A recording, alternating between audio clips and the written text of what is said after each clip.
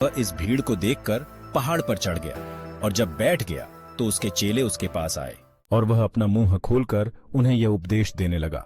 धन्य हैं वे जो मन के दीन हैं, क्योंकि स्वर्ग का राज्य उन्हीं का है। धन्य हैं वे जो शोक करते हैं, क्योंकि वे शांति पाएंगे। धन्य हैं वे जो नम्र हैं, क्योंकि वे पृथ्वी के अधिकारी होंगे।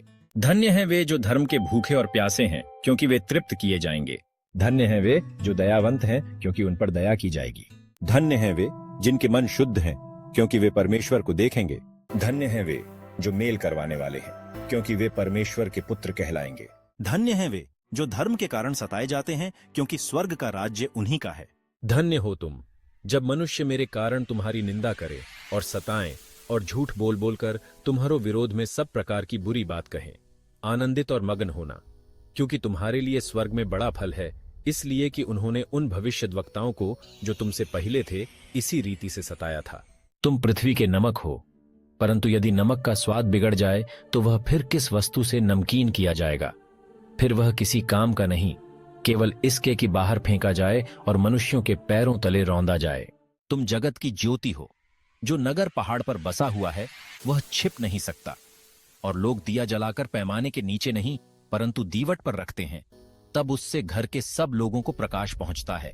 उसी प्रकार तुम्हारा उजियाला मनुष्यों के सामने चमके, कि वे तुम्हारे भले कामों को देखकर तुम्हारे पिता की जो स्वर्ग में है बड़ाई करें। यह न समझो कि मैं व्यवस्था था भविष्यद्वक्ताओं की पुस्तकों को लोप करने आया हूं।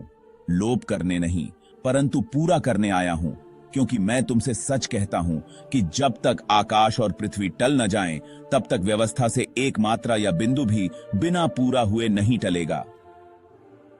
इसलिए जो कोई इन छोटी से छोटी आज्ञाओं में से किसी एक को तोड़े और वैसा ही लोगों को सिखाए, वह स्वर्ग के राज्य में सबसे छोटा कहलाएगा।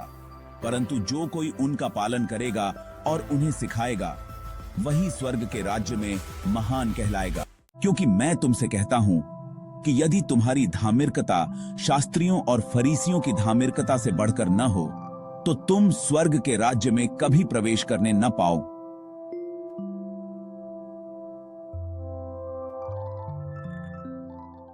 तुम सुन चुके हो कि पूर्व काल के लोगों से कहा गया था कि हत्या न करना, और जो कोई हत्या करेगा वह कचहरी में दंड के योग्य होगा। परंतु मैं तुमसे यह कहता हूं कि जो कोई अपने भाई पर क्रोध करेगा वह कचहरी में दंड के योग्य होगा, और जो कोई अपने भाई को निकम्मा कहेगा वह महासभा में दंड के योग्य होगा, और जो कोई कहे अरे मूर्ख, वह नरक की आग के दंड के योग्य होगा।